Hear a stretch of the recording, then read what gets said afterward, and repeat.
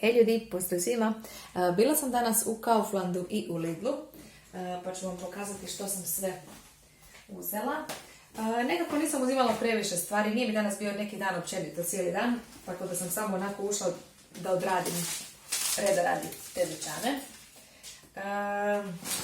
Ali da vam pokažem što sam uzela prvo u Kauflandu. Ove kapsule od Dolce Gusta su vam bile na akciji 90 kuna, ono standardna cijena kad god su na akciji, 3 komada. Ovo je Ristretto Barista, bilo je još, dvije vrste su još bile na akciji, Cortado ja mislim i Espresso Intenso. Imam ovih još kapsula dosta, pošto to kod mene samo Darko pije i eventualno ako nam neko dođe u goste, ali pošto sam već bila u Kauflandu, već su bile na akciji, uzela sam.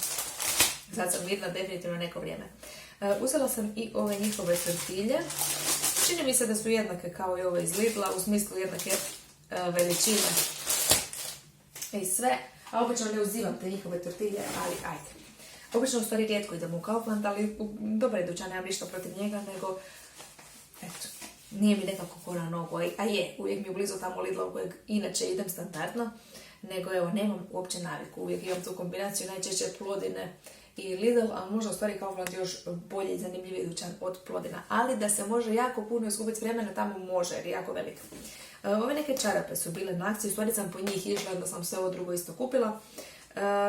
Ne znam iskreno kakva će biti kvaliteta, neke muške čarape jesu, malo onako tanje mi djeluju, ali su bile dosta povoljne. Napisat ću vam ja cijenu na blog pa ćete ispratiti, ne znam sad točno napamet koliko su. Inače tako nosi broj 43, ali uzela sam ovo 39 do 42 jer su mi djelovale kao da se dosta rastežu. Vidjet ćemo, ako ne, udomit ćemo ih negdje. Bademi su vam bili na akciji. Ovaj paket je bio, mislim, 37 kuna. Kažem, cijene će biti na blogu. Pa sam uzela. Bademi su uvijek dobri za klickanje. Uzela sam si jednu cikoriju instant. Nju ne pijem često i tako mi bude krivo, zato što ona se onako stvrdne, ne znam ako ste ikad pili ovu instant varijantu, inače je odlična, kao najobičnija, kao svaka instant kava takav okus ima, a nije kava uopće. Ali kad dođe onako pri dnu, da više vlage uđe u ovu posudicu i sad se onako dođe u komade i dođe ko kamen, znači možeš je doslovno baciti, ne možeš ništa s njom. Tako da sam bacila onu prethodnu koju sam imala i uzela sam ovu. Isto će se sigurno stvrdnut, ali koliko popijem.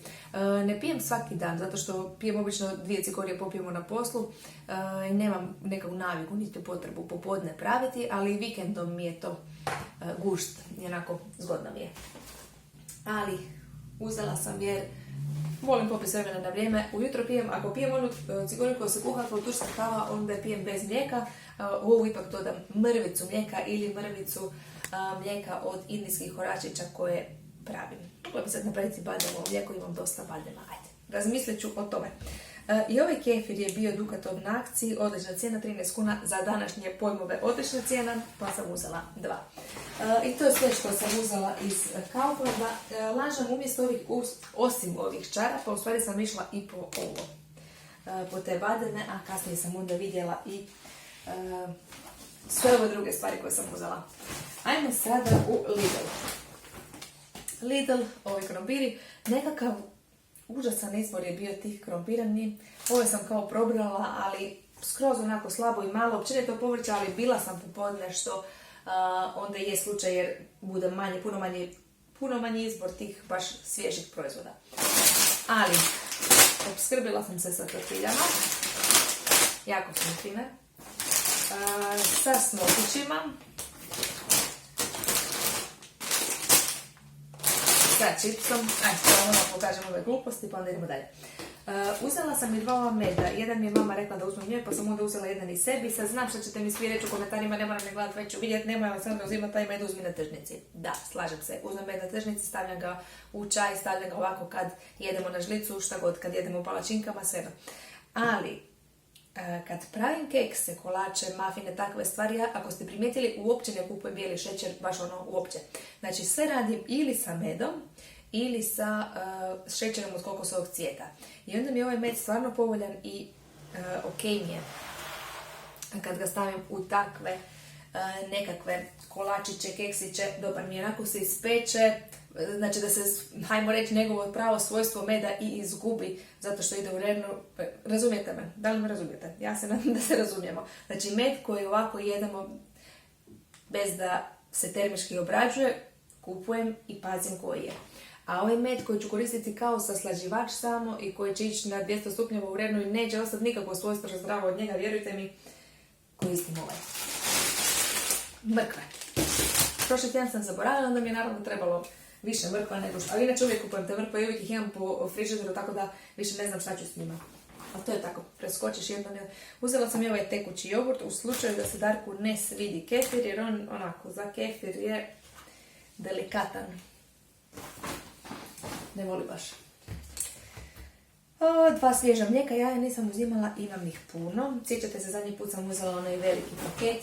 Nisam još ni počela otvarati jer mi je tata donio neka domaća jaja. Tako da, jaja imam. Ajmo dalje. Da. Dobila sam na kasi, ovako je sistem. Ja mislim svakih 150 potrošenih kuna dobiješ jedan kupon koji vrijedi 1 bod. Kad skupiš 6 tih bodova, onda predaš te bodove na kasu i dobiješ, evo ovako. Sad ćemo vidjeti, to je nekakav kupon. Za personaliziranu kuharicu u vrijednosti od 250 kuna oni kažu. Uglavnom poanta je nekako preko interneta se prijaviš, tako mi je rekla gospođa na kasi. Imam sad ovdje kod, sad neću vam pokazivati kod da mi se neko ne ulogira i ne uzme kuharicu. Uglavnom, taj kod napišeš na, znam ja da ne bi vi to radili, vi ste dobri, svejedno. Taj kod upišeš na toj njihovoj web stranici, imaš vremena do kraja 1. mjeseca i naručiš personaliziranu kuharicu. Ja sam sad za jednog sina sam nabavila, a trebaju mi 2 očito, jel da, imam 2 sina, vjerojatno kuharica je ista, ali nema veze. Vidjet ću, ili ću napraviti obje kuharice da budemo ja i oni, ili ću jednu napraviti da imaju s tatom i jednu sa mnom, vidjet ću. Evo, šta bi vi napravili? To mi možete napisati u komentarima, šta vi mislite da je najbolje. One ne sam ovako, tato izostavim iz ovoga svejedno im jer uvijek u kuhinji sve što prčkaju rade sa mnom, tako da mislim da je njima, ne bi smetalo, ali možda bi im bilo zanimljivo da kao budu jedan s tatom, jedan s mamom i onako smo tako malo, ajmo reći, podijeljeni. Nismo, uvijek smo jedan tim i svi skupa, ali znate kako uvijek neko dijete naginje jednom roditelju više. Kuhinski ručnici ovi uzela sam, iako mislim da ću skoknuti do Eurospina, uzeti one njihove ogromne role, jer ovo se brzo potroši, bar kod nas. One role njihove u Eurospinu su mi ipak najdraže.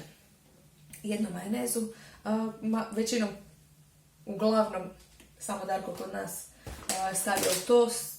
Ne jedemo baš previše majonezu, ja ne jedem uopće, izbjegavam, možda baš nekada, ajde sad da ne kažem da ne jedem skroz, ali izbjegavam. Uzela sam tamnu čokoladu,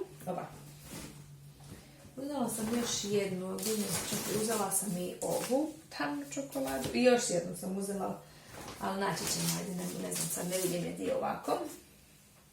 Ovo sam uzela za mafine i takve stvari, ova mi je jako fina, ovako baš grickati. Navukla sam se na tu tamnu čokoladu, moram priznati. Baš sam se navukla na čokoladu i na slatko općenito, ali to je inače moj problem, ti slatkiži. Ali onda kao, ja svaki dan bar nešto malo slatko pojedem, ali onda kao računam, ajde, kad bar pojedem red tamne čokolade, kao bolja varijanta nego da sam pojela nešto, ne znam, par žlica Nutelle. Ali nije isključeno da koji dan neću ipak pojesti koju žlicu Nutelle. Uključen mi je zvuk na mobitelu i sad mi je neka poruka stigla i inače uvijek isključen zvuk, odnosno općenito mi je isključen zvuk, ali sad će vam se to baš čuti u videu, ne znam da li da isključim sad, ok. Ajmo nastaviti ovako, da neće više poruka dolaziti, ako bude, ugasit ću zvuk. Mliječni namaz, kiselo vrhnje, kajzerice. Uzela sam jedan šipak, bio isto na akciji, nije više izgledao dobro, ovo je još izgledao dobro, a da su izgledali dobro uzela bi još zato što moji vole kruh, a ja volim. Slane štapiće. Uzela sam 2 ovako manje puter tikve i one su mi super za neke onako guste juhe, povrtne maneštre, takve stvari. Pšenično pivo. Ovu čokoladu, to sam već htjela pokazati. Jako je fina. Jako je fina, više je čak onako kao mliječna, ima okus, nije toliko kao tamna, ali fina je. Jednu salamu i to je to za ovu vrećicu. Ajmo još na zadnju. Uzela sam još jedno vrhlje. Možda kada sam ovo već pokazala što sam uzela dvije, ne znam, možda nisam, ok. Salatu. 2 tikvice, znam da nisu u sezoni uopće, ali isto su mi kao zgodne da ih nekad negdje ubacim. Par jabuka jer mi je ostalo došlo od prošlog tjedna. Jedna banane, zato što mi isto ostalo došlo od prošlog tjedna. I ako niste do sad čuli moje susjede u videima, čudim se.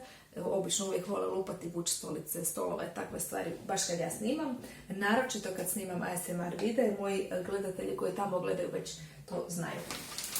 I zadnje, sam uzela još paket mandarina od 2 kile.